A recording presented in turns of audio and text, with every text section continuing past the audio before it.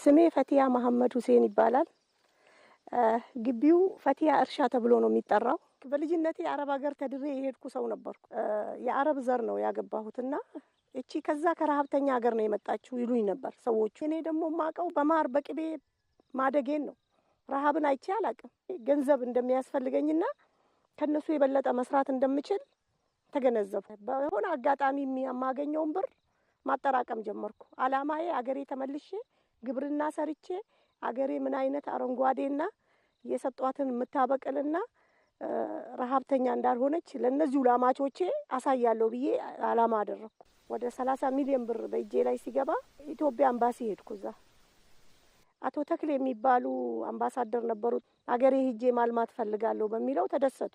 የባቢሌ አስተዳደር ደግሞ የሚያስቀምጡኝ ቦታ ነው ያጡት። በደስታ ያለውን መሬት የተባለ ሁሉ አሳዩኝ። አዙሮ የመረጥኩትን መሬት ተሰጠኝ።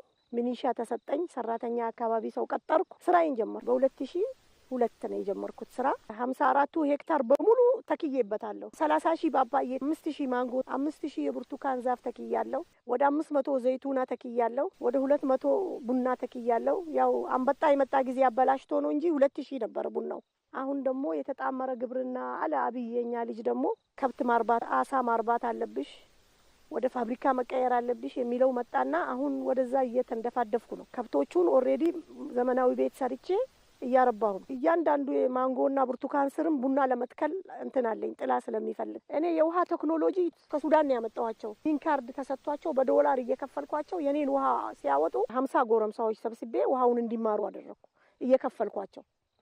እነዛ 50 ደግሞ አገሩን በሙሉ አስተምረው አገሩ በሙሉ አሁን በውሃ የሌለው ሰው የለም። ምርት ለቀማ ሲኖረን፣ ሳር አጨዳ ሲኖረን ወደ 100 ሰው ነው የሚቀጠረው። 100 ሰራተኛ ይቀጠራል።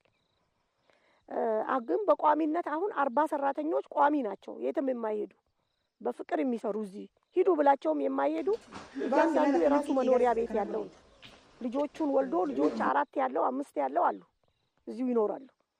ሚስቶቻቸው ደግሞ ይነግዳሉ፣ ይሄንኑ ምርት ይሸጣሉ። አረንጓዴ ነገር ማለት እኮ ገነት ማለት ነው እንዴ! የምፈልገውን ቆንጂዬ ነገር እየቀነጠስኩ እየበላው ጥላ ስር ቁጭ ብዬ ስንት አይነት ኦክሲጂን ስንት አይነት ንጹህ አየር እያለ አጠገቤ በዙሪያው ተከብቤ እንደኔ የሚኖር ሰው ያለም አይመስለኝም። በጣም በብዙ ሚሊዮን ነው የሚገመተው።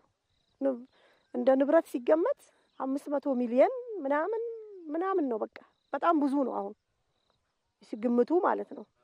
እኔ ደግሞ ገንዘብ አላስቀምጥም። ያገኘሁትን ራሱኑ ነው ማስፋፋበት።